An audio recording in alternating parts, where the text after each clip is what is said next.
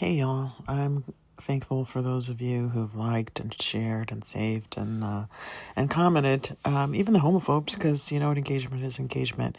So I'm just recording this as Conformitygate is going to happen or not happen. But I want you to know that either way we won, because first of all, it's a Byler or originated theory.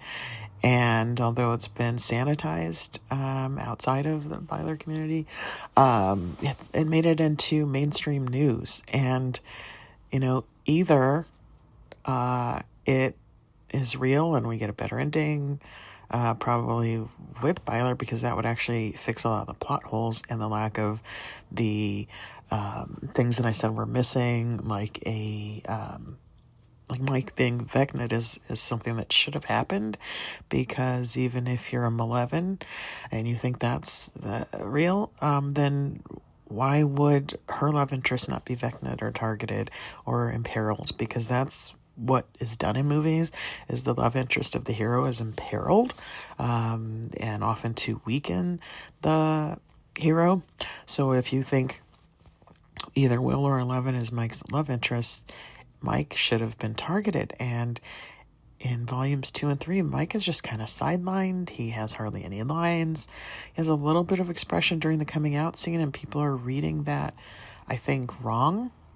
Because first of all, when Will says he doesn't like girls, Mike sits up at attention and really pays attention, and he doesn't.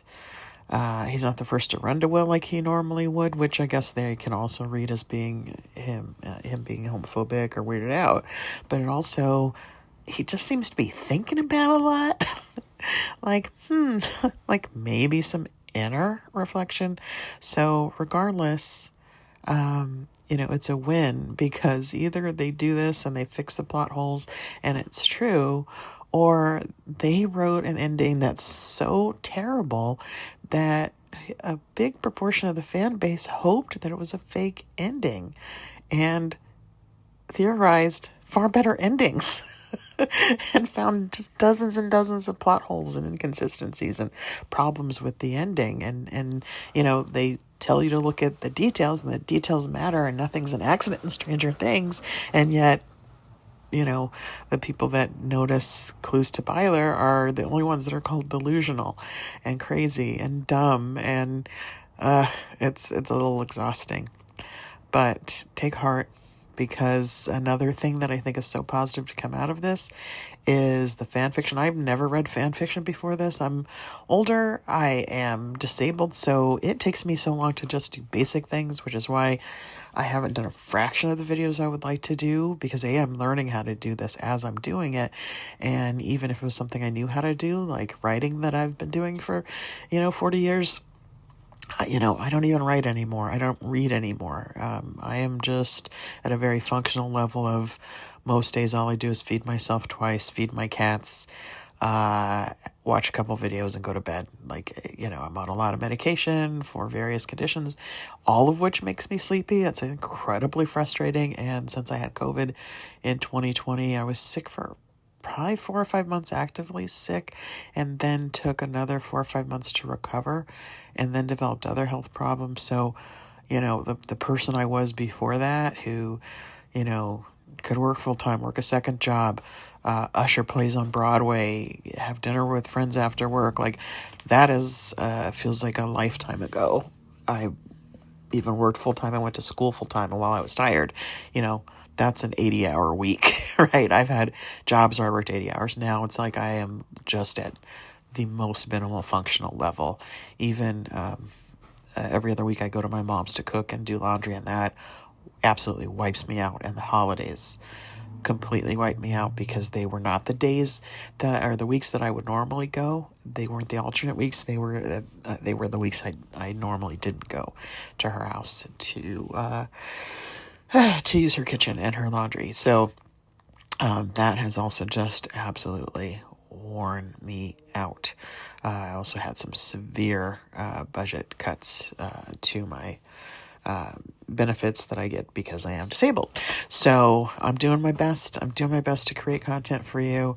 I am probably spending way too much time engaging with trolls because I feel like it's important they be confronted about their hatred, and I don't think that should be incumbent upon the queer community or and certainly not queer kids. One of the saddest things I've seen in the last week was a kid saying that they are have been contemplating self-harm, final self-harm. And so they've contacted the Trevor Project, I think, several times. And I haven't seen an update. I have to try and find that thread again, and hopefully they're okay. But this whole debacle has harmed queer kids, and so it is not incumbent upon you to be dealing with your disappointment and heartache and the bullying as well. So that's where your writer Auntie is trying to be there for you. I may be putting too much into it, and I'm a little overwhelmed with the comments because, again, this isn't even something I was doing regularly. If you check my history, I hadn't made a video in months before I got so inspired by this.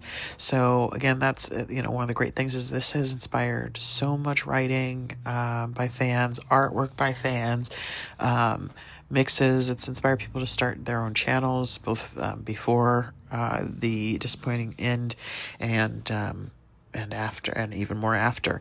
So I think what we will get, even if we don't get the revolutionary storytelling and queer romance saving the world that we could have had with Stranger Things, what we are getting is all the kids that were hurt, disappointed, and bullied for this doing their own work. And hopefully we will get their stories out there and produced and published, because we can't rely on straight white men to tell stories of people of color. They've said some horrible things about Erica, frankly, in addition to how they've let down gay fans. I'm working on some things that I hope will help. I can't really talk about them much now, but I do hope to raise money. I know that there are some creators on YouTube who are raising money for the Trevor Project with a live stream. I need to actually find the video and link it in the comments because I don't know how to pronounce the channel. It's like Raywin. She uses usually a pink-haired avatar on YouTube. Anyway, so on the 10th, she's doing a stream, and she's already raised $600 when I checked a few hours ago of the 1,000 that she was aiming for. So that's really good. It's not even for several more days, 3 more days, and she's already 60% towards her goal. And I think some other creators are raising money for the Trevor Project, which I'm glad that person I saw posted contacted the Trevor Project, tried to help themselves, because frankly the Duffers have just let their queer fans just take a lot of abuse and homophobia, and they haven't even spoken up against it, and that's almost more disappointing than not having the Byler ending. Not even almost. It is more disappointing because if the show was supposed to be for and about outsiders, there's nothing more outsider than being a queer kid in 1980s Indiana. It wasn't even acceptable, like I've said before, in California when I was growing up in the 80s. So they really need to do something about that, and be brave. And the fact is, I think one thing I've noticed a lot in my life as a person of color who's been targeted and teased and harassed, so oftentimes in those situations, the people that have the most access to power, i.e. white people and white men and even wealthy people, in fact, I dated someone who was all of those things, and he couldn't stand up for me. He just left me out to dry when I was targeted and harassed and falsely accused of really horrible things that ruined my career. So we can't rely on white men to tell the stories of people of color. We can't rely on straight people, in particular straight white men, to tell the stories of queer people. I'm seeing so many incredible comments on various social media by queer people and talking about different sexualities that they related. Like someone was talking about being pan, someone else was talking about being demi, which I didn't really understand before. And I love it. And a lot of them are lesbian women, not gay men, So I think that it's opening up important conversations, it's building community, and please try to seek that out and try to shut out the hate. I know it's hard. As again, someone that's half black, have had a lot of hate in my life, and also been gaslit about that hate, because in the 80s, if they weren't using the N-word, it wasn't racism. Racism was over. Black people were playing the race card if they called it out. So, when that kid in season 1 calls Lucas Midnight, that's not racist, because he didn't use the N-word. Like, that's the literal kind of stuff I had to deal with, where people called me burnt toast and talked about my hair and all sorts of stuff. I was just gaslit to the gods over the idea that was racism. When it obviously was, because why was I being targeted in particular when other kids weren't targeted for the way they looked in the same way or as doggedly? So, I'm not going to say the world is perfect and that things are always good, but I do believe that we find each other, we find our allies, we find our community, and we have to build that ourselves, because the community and family that you're born into isn't always great. They aren't always ready for you. I know my grandparents weren't ready for their first grandkid to be half black, I tell you that. And so they decided I didn't exist. And things like that happen. But transcendent things happen, and we find the people who are able to love us. So I want you to keep that in mind, and I'm sending love to all of you who were hurt by this whole series of events in the last week or two. And whether or not Conformitygate is real, Byler is real, it was always framed as a love triangle. That's in the visual storytelling. There's plenty of evidence for that. There's plenty of evidence for Mike being just completely queer-coded and extensively queer-coded, far more than Will. And evidence matters. Visual storytelling isn't just a line of dialogue like "he was my Tammy," because Will is not an omniscient narrator.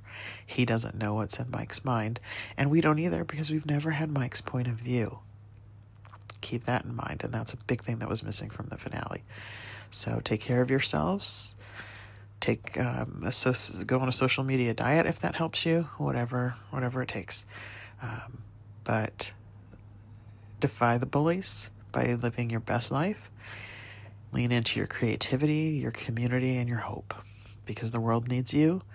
I can't tell you how many gay men took me in, cared for me, encouraged me, didn't judge my quote-unquote weirdness or differences, and helped me survive and helped me thrive and helped me become the woman that I became, that believed in my creativity, when so many women and other people that should have believed in me didn't, and actively tried to harm me and my career.